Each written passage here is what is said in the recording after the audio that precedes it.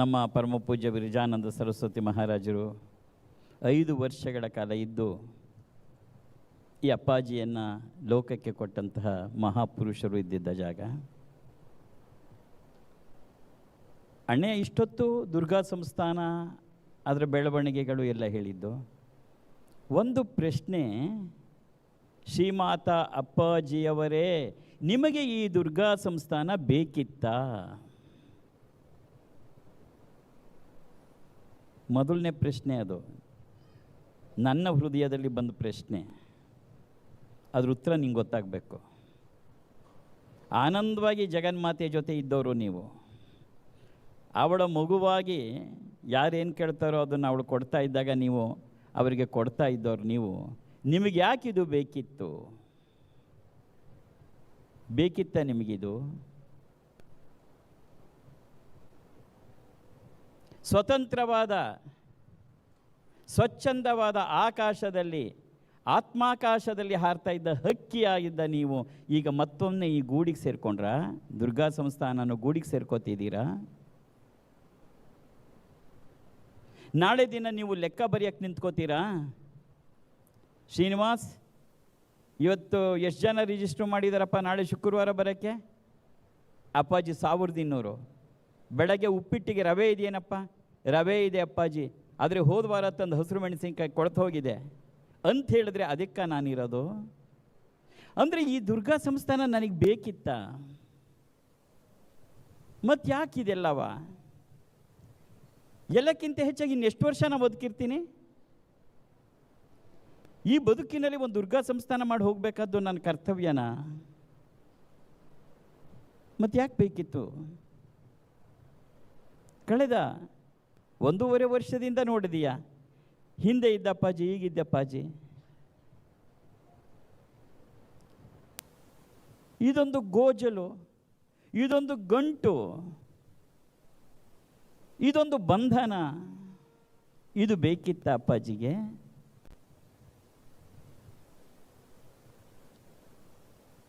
ಹೇಳಬಹುದು ಲೋಕ ಕಲ್ಯಾಣ ಅಂತ. ಯಾಕೆ? ದುರ್ಗಾ ಸಂಸ್ಥಾನ ಇಲ್ಲದೆ ಇದ್ದಾಗ ನಿಂದೇನು ನಡೀತಿರ್ಲಿಲ್ವಾ?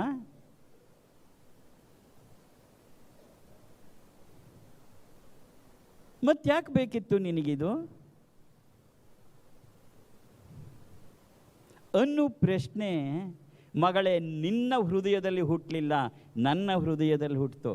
ಅದಕ್ಕೆ ಆನ್ಸರ್ ಗೊತ್ತಾದ ಮೇಲೆ ಇದಕ್ಕೆ ಕಾಲಿಟ್ಟಿದ್ದು. ಮತ್ತೆ ಅದಕ್ಕೇನು ಏರ್ಪಾಡು ಮಾಡಬೇಕು ಅದನ್ನು ಮಾಡೇ ಮಾಡಿದ್ದು. ದುರ್ಗಾ ಸಂಸ್ಥಾನ ನಮ್ಮ ಗುರಿ ಅಲ್ಲ. ನನ್ನ ಮಗ ನಾನು ಇಬ್ಬರೂ ಒಂದ್ಸರಿ ಸಂಸ್ಥಾನದಿಂದ ಕಾರಲ್ಲಿ ಬರ್ತಾ ಅದನ್ನೇ ಇಬ್ಬರು ಹೇಳ್ತಿದ್ವಿ. ಅವನು ಅದನ್ನ ನನಗೆ ಮತ್ತೆ ಹೇಳ್ದ. ನಮ್ಮ ಜೀವನದ ಗುರಿ ದುರ್ಗೆನೇ ಹೊರತು ದುರ್ಗಾ ಸಂಸ್ಥಾನ ಅಲ್ಲ. ನಮ್ಮ ಜೀವನದ ಗುರಿ ದುರ್ಗೆನೇ ಹೊರತು ದುರ್ಗಾ ಸಂಸ್ಥಾನ ಅಲ್ಲ. ಮತ್ತು ದುರ್ಗಾ ಸಂಸ್ಥಾನ ಯಾತಕ್ಕೆ? ಅದು ಅವಳದ್ದು, ನಮ್ಮದಲ್ಲ.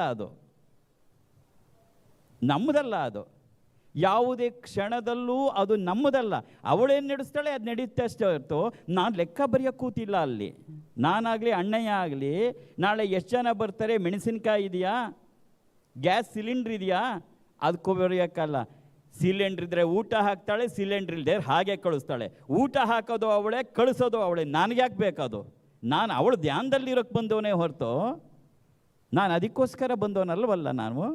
ನಾನು ಹೇಳಿದೆ, ನಮ್ಮ ಅನುಷ್ಠಾನಗಳು ನಮ್ಮ ಸಾಧನೆಗಳು ಅವಳನ್ನು ರೀಚ್ ಆಗೋದೇ ಹೊರತು ಅಲ್ಲ. ಅಪ್ಪಾಜಿ ಇಷ್ಟೆಲ್ಲ ಗೊತ್ತಿದ ಮೇಲೆ ಮತ್ತ್ಯಾಕೆ ನೀವು ಇದಕ್ಕೆ ಸಿಕ್ಕಾಕೊಂಡ್ರಿ? ಸಿಕ್ಕಾಕೊಳ್ಳೋದೇ ಇದು ಒಂಥರ ಬಂಧನವೇ. ನಿಮ್ಮದು ಸಣ್ಣ ಸಂಸಾರ, ಗಂಡ ಹೆಂಡತಿ 2-3 ಮಕ್ಕಳು, ಈಗ ಅಷ್ಟು ಇರಲ್ಲ. ಆದರೆ ನನಗೆ ದುರ್ಗಾ ಸಂಸ್ಥಾನ ಆದಮೇಲೆ ಎಷ್ಟು ಜನ ಮಕ್ಕಳು, ನಿನಗಿಂತ ದೊಡ್ಡ ಸಂಸಾರ. ಈ ದೊಡ್ಡ ಸಂಸಾರ ಬೇಕಿತ್ತ? ಸನ್ಯಾಸಿಯಾಗಿ ಹೊರಟವನಿಗೆ ಮತ್ತೆ ಈ ಒಂದು ಸಂಸಾರದ ಬಂಧನ ಬೇಕಿತ್ತ?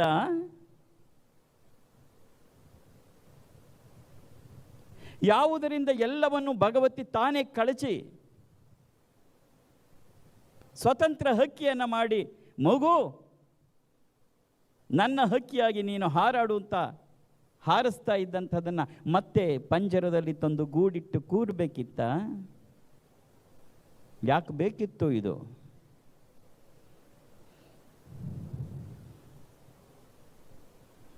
ನಾನೇನೇ ಕೆಲಸ ಮಾಡೋಕೆ ನಾ ಬ್ಯಾಂಕಲ್ಲಿದ್ದು ಅಗ್ರಿಮೆಂಟ್ ಮಾಡಿಕೊಂಡೇ ನಾವು ಮುಂದಕ್ಕೆ ಹೋಗೋದು. Without an agreement we will not forward. ಇಡೀ ಜೀವನದಲ್ಲಿ ಅಗ್ರಿಮೆಂಟ್ ಮಾಡಿಕೊಂಡೇ ಮುಂದಕ್ಕೆ ಹೋಗೋದು. ಆದರೆ ಕಳೆದ 20 ವರ್ಷಗಳಿಂದ ಅಗ್ರಿಮೆಂಟ್ ಮಾಡ್ಕೋತಿರೋದು ಮನುಷ್ಯರ ಜೊತೆ ಅಲ್ಲ, ಜಗನ್ಮಾತೆ ಜೊತೆ.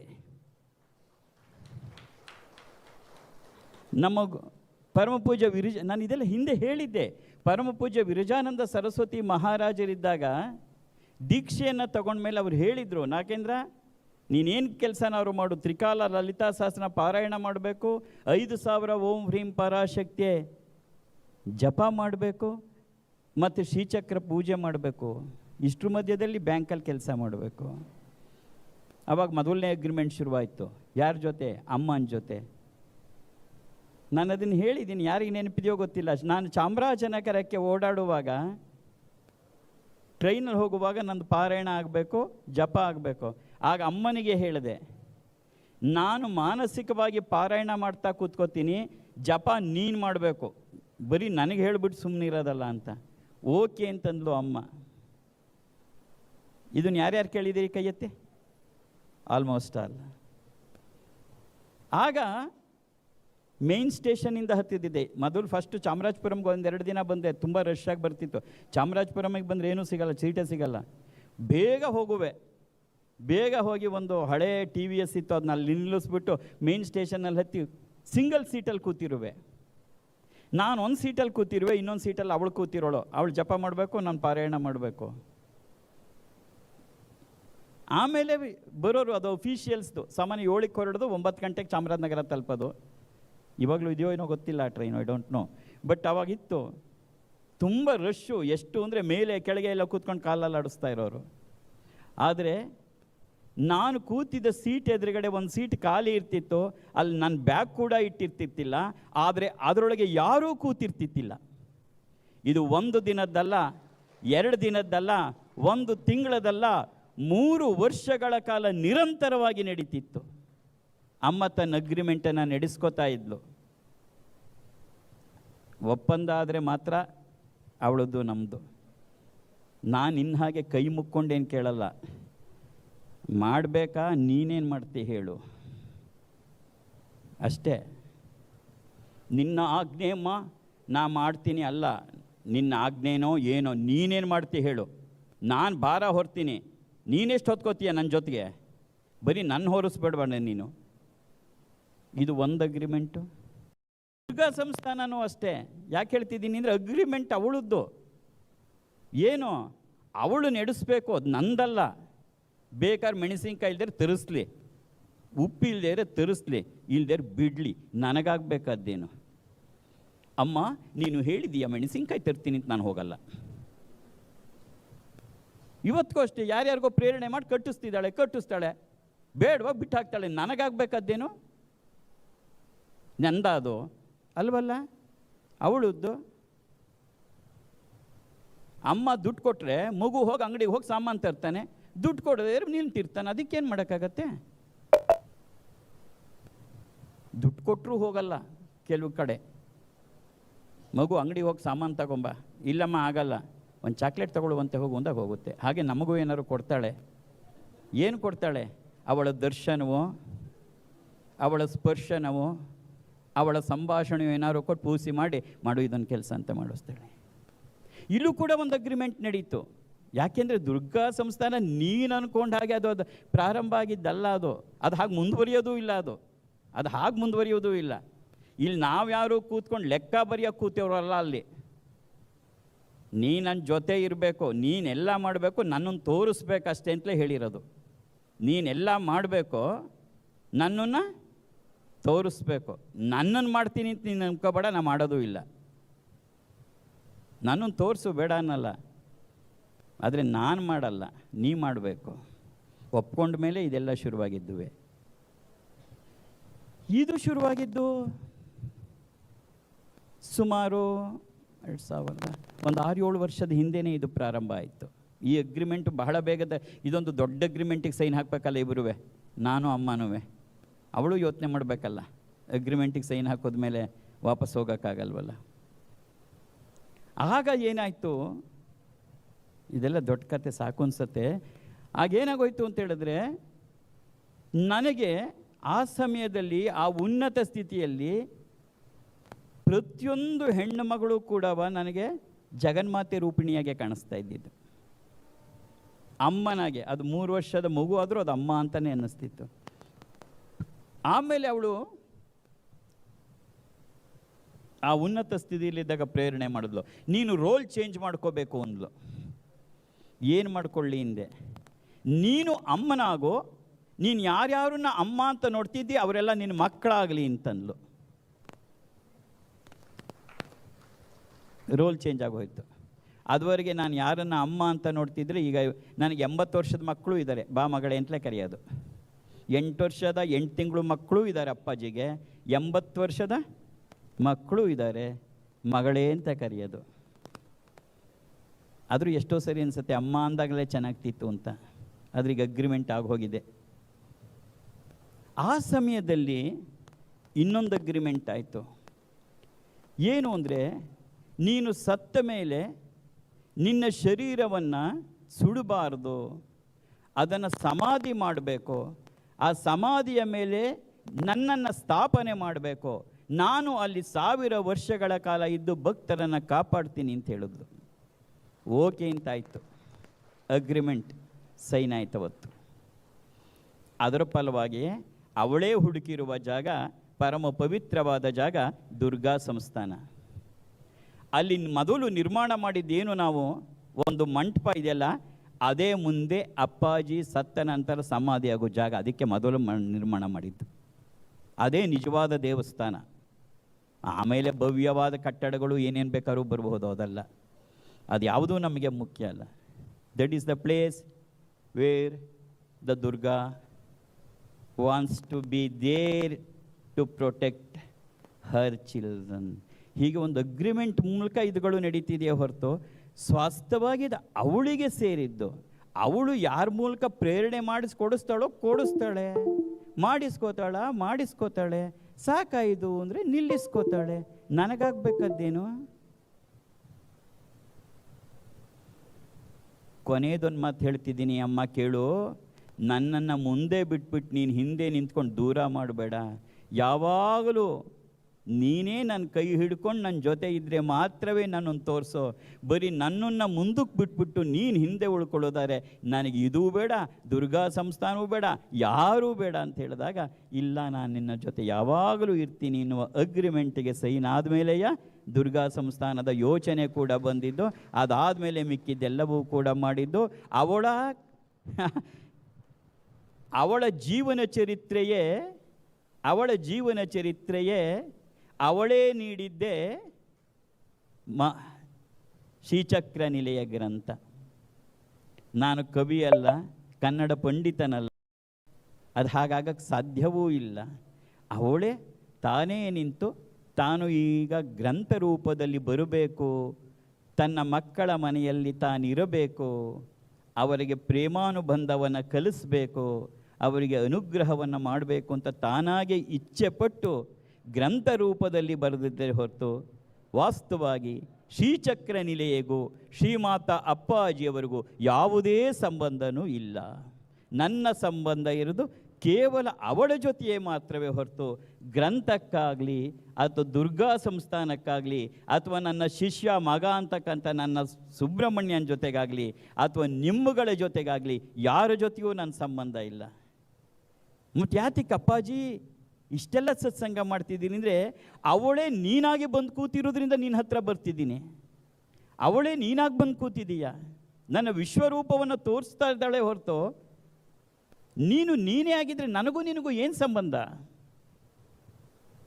ಅಲ್ಲ, ಅದು ಹಾಗಲ್ಲ. ನನಗೂ ನಿನಗೂ ಏನು ಸಂಬಂಧ ಅಂದರೆ ನೀನು ಅವಳೇ ಆಗಿದೀಯ. ನಾನು ಅದಕ್ಕೆ ಹೊರಗಡೆ ಮಗಳೇ ಅಂತಿದ್ರು ನನ್ನ ಮನಸ್ಸು ಅಮ್ಮ ಅಮ್ಮ ಅಮ್ಮ ಅಂತಲೇ ಮಿಡಿತಾ ಇರುತ್ತೆ. ನಾನು ಅಂದ್ಕೊಂಡೆ ಇವಳಿಗಾಗಲೇ ತೋರಿಸೋಣ ಅಂತ, ನೋಡು ನಾನು ನೀನು ಒಂದೇ ಥರ ಕಲರ್ ಹುಟ್ಟಿದ್ದೀವಿ ಅಂತ. Feels like that, it is like that. ಹಾಗಾಗಿ ದುರ್ಗಾ ಸಂಸ್ಥಾನ ಮುಂದೆ ಹೇಗೆ ನಡೆಯುತ್ತೆ, ಅದರ ವೈಭವ ಏನು, ಅವಳೇನು ಮಾಡ್ತಾಳೆ ಅನ್ನೋದು she only knows what it is. ಅದಕ್ಕೆ ಇದು ಬಹಳ ವಿಭಿನ್ನವಾದದ್ದು. ಬರೀ ಇದೊಂದು ದೇವಸ್ಥಾನ ಅಲ್ಲ, ಅದಕ್ಕೆ ಇದನ್ನು ಸಂಸ್ಥಾನ ಅಂತ ಕರೆದಿದ್ದು. ಸಂಸ್ಥಾನ ಅಂದ್ರೆ ಏನು? ಅವಳಿರುವ ಜಾಗವೇ ಸಂಸ್ಥಾನ. ಸಂಸ್ಥಾನ ಅನ್ನೋ ಪದದ ಅರ್ಥ ಸಂಸ್ಥಾನ. ಅವಳಿರುವ ಜಾಗವನ್ನು ಸಂಸ್ಥಾನ ಅಂತ ಕರಿತೀವಿ. ಅದು ದುರ್ಗಾ ದೇವಸ್ಥಾನ ಅಲ್ಲ, ದುರ್ಗೆ ಇರೋ ಜಾಗ. ಏನು ಮಾಡ್ತಾಳೆ ಗೊತ್ತಿಲ್ಲ, ಹೇಗೆ ಮಾಡ್ತಾಳೆ ಗೊತ್ತಿಲ್ಲ, ಏನೇನು ಮಾಡ್ತಾಳೆ ಗೊತ್ತಿಲ್ಲ. ಏನು ಬೇಕಾದ್ರೂ ಮಾಡ್ತಾಳೆ. ಅವಳೇನು ಮಾಡ್ತಾಳೆ ಅದನ್ನಷ್ಟೇ ಮಾಡೋದೇ ಹೊರತು ಅದಕ್ಕಿಂತ ಹೆಚ್ಚಾಗಲಿ ಅದಕ್ಕಿಂತ ಕಡಿಮೆಯಾಗಲಿ ಅಲ್ಲ. ಯಾಕೆ ಅಂದರೆ ಅದು ನನ್ನದಲ್ಲ. I am only an instrument in her hand. ಅವಳ ಕೈಯಿನ ಕೇವಲ ಒಂದು ಉಪಕರಣವೇ ಹೊರತು. ಒಂದು ಪೆನ್ ಬರೀತು ಅಂತಂದರೆ ಆ ವಿಚಾರ ಪೆನ್ದಲ್ಲ, ಬರೆಯೋದು. ನಾನು ಅವಳ ಕೈಯಿಂದ ಒಂದು ಪೆನ್ ಅಷ್ಟೇ. She writes, it is she is responsible for all the writings and not the pen. ಬರೆದಿರೋ ಪೆನ್ನನ್ನು ನಾನು ನಾಳೆ ದಿನ ಗುರಿ ಮಾಡೋಕ್ಕಾಗಲ್ಲ. ನೀನು ಅದು ಮಾಡಿದೆ, ನೀನು ಇದು ಮಾಡಿದೆ ಪೆನ್ನೆ, ನೀನು ತಪ್ಪು ಬರೆದೆ ಅಂತ. ತಪ್ಪಾಗಲಿ ಸರಿ ಬರೆದಿರು, ಪೆನ್ ಬರೆಯೋಂದೇ ಹೊರತು ಪೆನ್ನದೇನೂ ಇರಲ್ಲ. That is how we are only on instruments in the hands of Durga Mata, Shri Durga. Every act and every moment and every thought is she. ಅವಳೇ. ಪ್ರತಿಯೊಂದು ಕ್ಷಣ, ಪ್ರತಿಯೊಂದು ಅನುಭವ, ಪ್ರತಿಯೊಂದು ಮಾತು, ಪ್ರತಿಯೊಂದು ಘಟನೆ ಅವಳದ್ದೇ ಹೊರತು ಅಪ್ಪಾಜಿ ಇಸ್ ಎ ಬಿಗ್ ಝೀರೋ. ಅವಳು ಜೊತೆಯಲ್ಲಿ ಸೊನ್ನೆಗೆಲ್ಲಿ ಬೆಲೆ ಇದೆ, ಸೊನ್ನೆ ಪಕ್ಕ ಒಂದು ಇದ್ದರೆ ತಾನೇ ಬೆಲೆಯೂ ಇರುವುದು. ಅವಳಿದ್ದರೆ ಇವಂದು ಬೆಲೆ, ಅವಳಿಲ್ಲ ಅಂದರೆ ಇದೊಂದು ಝೀರೋನೇ. ಆದರೆ ಅವಳು ಒಂದಾಗಿ ನಿಂತಿರೋದ್ರ, ಅವಳು ಒಂದಾಗಿರೋದ್ರಿಂದ ಮುಂದೆ ಸೊನ್ನೆ ಸೊನ್ನೆ ಸೊನ್ನೆ ಸೇರ್ತಿರೋದು ಅದು ಲಕ್ಷ ಕೋಟಿಯಾಗಿ ಕಾಣುತ್ತೆ. ಆ ಒಂದು ತೆಗೆದು ಬಿಟ್ಟರೆ ಬರೀ ಸೊನ್ನೆ ಸೊನ್ನೆ ಸೊನ್ನೆಗಳು ಕಾಣುತ್ತೆ ಹೊರತು ಕೋಟಿ ಆಗಲ್ಲ. That is the hard truth of ಅಪ್ಪಾಜಿ. ಅಪ್ಪಾಜಿಯ ನಿಜವಾದ ಸತ್ಯ ಅಷ್ಟೇ, ಅದು ಹಾಗೇ ಇದೆ.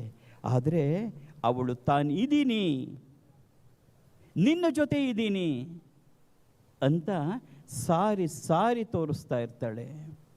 ಯಾವುದೇ ಕ್ಷಣದಲ್ಲೂ ಅವಳು ಇದಾಲೋ ಇಲ್ವೋ ಅನ್ನುವ ಯಾವ ಅನುಮಾನವೂ ಬರದ ಹಾಗೆ ಮತ್ತೆ ಮತ್ತೆ ತಾಯಿ ಹೇಳ್ತಿರ್ತಾಳೆ, ಕಂದ ನಾನು ಇಲ್ಲೇ ಇದ್ದೀನಪ್ಪ, ಮಗು ಆಟಾಡ್ಕೋತೀರಿ, ನಾನು ಇಲ್ಲೇ ಇದ್ದೀನಿ ಪುಟ್ಟ, ನಾನು ಇಲ್ಲೇ ಇದ್ದೀನಿ ಚಿನ್ನ, ಆಟಾಡ್ಕೋಕಂದ, ನಾನು ಇಲ್ಲೇ ಇದ್ದೀನಿ ಅಂತ ಹೇಳ್ತಲೇ ಇರ್ತಾಳೆ ತಾಯಿ. ಮಗು ಏನು ಕೇಳಲ್ಲ, ಅಮ್ಮ ನೀನು ಇದೆಯಾ ಅಂತ. ಅದೇ ತಾಯಿ ಹೇಳ್ತಾನೆ ಇರ್ತಾಳೆ ನಾನಿದ್ದೀನಿ ಅಂತ. ಹಾಗೆ ತಾಯಿ ಸದಾ ಹೇಳ್ತಾನೆ ಇರ್ತಾಳೆ. ಯಾವುದರ ಮೂಲಕ? ನಿಮ್ಮ ಅನುಭವಗಳ ಮೂಲಕ. ಜಗನ್ಮಾತೆ ಯಾರು, ಅವಳ ಶಕ್ತಿ ಏನು, ಅವಳಿಗೂ ನಿನಗೂ ಇರೋ ಸಂಬಂಧ ಏನು, ಅವಳು ಹೇಗೆ ನಿನ್ನನ್ನು ಅಮ್ಮನಾಗಿ ಅವನ ಮಗು ತನ್ನನ್ನು ಕಂದನನ್ನು ನೋಡ್ಕೊಳ್ಳೋ ಹಾಗೆ ನೀನು ನೋಡ್ಕೋತಾಳೆ, ಇದೆಲ್ಲ ಕೇಳಬೇಕು. ಆಗಲೇ ಅವಳು ಯಾರು ಅಂತ ಅರ್ಥ ಆಗೋದು. ಬರೀ ಗಂಟೆ ಹೊಡೆದು ಪೂಜೆ ಮಾಡಿಬಿಟ್ರೆ ಅರ್ಥ ಆಗಲ್ಲ. ಸಂಕಷ್ಟಕ್ಕೆ ಸಿಕ್ಕೊಂಡಾಗ ಕೈ ಹಿಡಿದು ಎತ್ತಿ ಕಂದ ನಾನು ಇದ್ದೀನಿ ಹೆದರಬೇಡ ಅಂತ ಹೇಳುವ ಒಂದೇ ಒಂದು ಚೈತನ್ಯ ಅವಳು ಮಾತ್ರವೇ. ಇನ್ಯಾರೂ ಆ ಮಾತನ್ನು ಹೇಳೋಕ್ಕಾಗಲ್ಲ. ಹೆತ್ತ ಮಗ ಕಣ್ಣೆದುರುಗಡೆ ಕ್ಯಾನ್ಸರ್ 4th ಸ್ಟೇಜ್. ಡಾಕ್ಟ್ರ್ ಹೇಳಿದ್ರು ಇನ್ಯಾವ ಹೋಪ್ಸು ಇಲ್ಲ ಅಂಥೇಳಿ.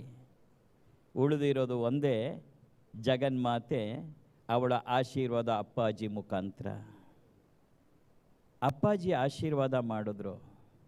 ಆ ಕ್ಯಾನ್ಸರ್ ಆದವ್ರಿಗೆ ತಲೆ ಕೂದಲೆಲ್ಲ ಉದುರಬೇಕು, ಹೊಟ್ಟೆಗೆ ಊಟ ಸೇರಲ್ಲ, ಸಣ್ಣಗಾಗಿ ಹೋಗ್ತಾರೆ. ಆದರೆ ಅವಳ ಕೃಪೆಯಿಂದ ತಲೆ ಕೂದಲು ಉದುರಲಿಲ್ಲ, ಮಾಮೂಲಿಯಾಗೇ ಇದ್ದ. ಆದರೆ ಟ್ರೀಟ್ಮೆಂಟ್ ಮಾತ್ರ ಮುಂದುವರಿತು. ಎಲ್ಲ ಮುಗಿದ ಮೇಲೆ ಕೊನೆಗೆ ಮತ್ತೊಂದು ಸರಿ ಟೆಸ್ಟ್ ಮಾಡಿದ್ರು. ಎಲ್ಲ ಹೋಗಿದೆ, ಸ್ವಲ್ಪ ಇದೆ ಅಂದರು. ಇನ್ನೊಂದು ಸರಿ ಫೋನ್ ಮಾಡಿ ಆಶೀರ್ವಾದ ತೊಗೊಂಡು ಮಾರನೇ ದಿನ ಹೋಗಿ ಟೆಸ್ಟ್ ಮಾಡಿದ್ರೆ ಡಾಕ್ಟ್ರು ಕಂಪ್ಲೀಟಾಗಿ ಕ್ಯೂರ್ ಆಗಿದೆ, ಇನ್ನೇನು ತೊಂದರೆ ಇಲ್ಲ ಅಂತ ಹೇಳಿ ಕಳಿಸಿದ್ರು. ಆ ತಾಯಿಗೆ ಹೇಗಾಗಿರಬೇಡ. ಇದು ಯಾರ ಕೃಪೆ? ಅಪ್ಪಾಜಿ ಕೃಪೆನಾ? ಖಂಡಿತ ಅಲ್ಲ. ಅವಳು ನನ್ನಮ್ಮ.